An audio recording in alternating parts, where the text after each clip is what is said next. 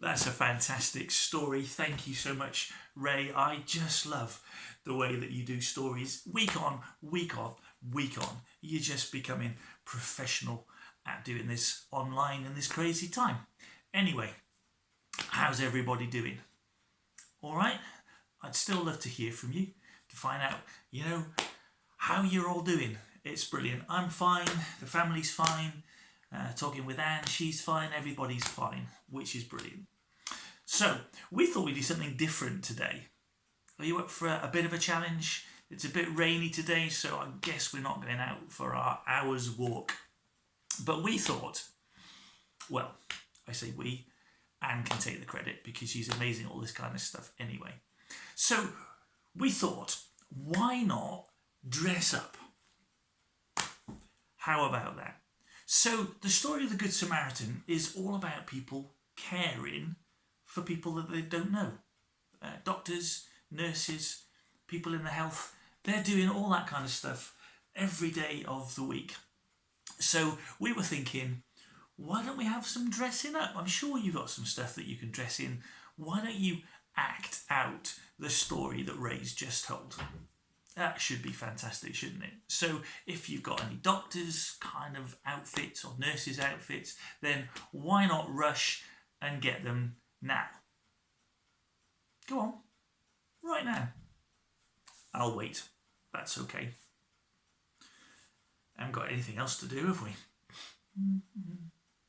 If you listen carefully, you'll hear the clock. Or you might just like to pause it and go off and find stuff. Anyway, so the story is taken from Luke chapter 10. Okay, now if you don't know where Luke is, it's in the Bible. That's a clue.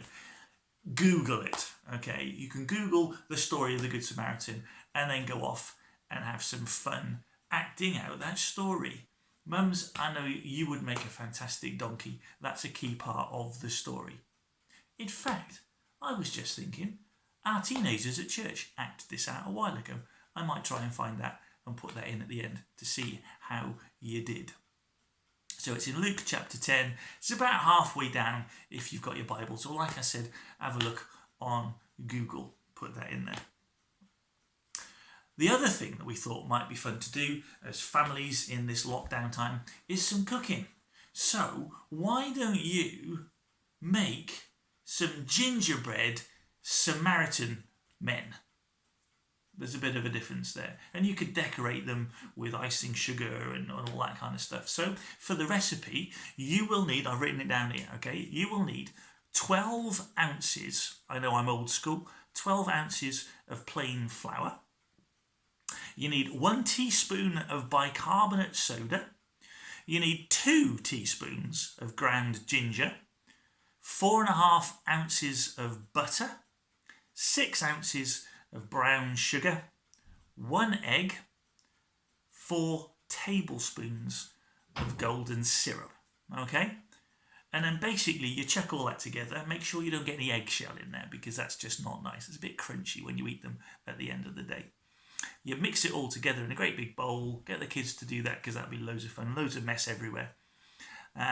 You need some men shapes or some women shapes, or just kind of make them into kind of people type shapes. Chuck it all together into the oven on a baking tray for about 12 to 15 minutes on 180 degrees centigrade. And then again, if you make lots of them, you can act out the story using gingerbread Samaritan men. You might even do a donkey, a gingerbread donkey, to finish the story.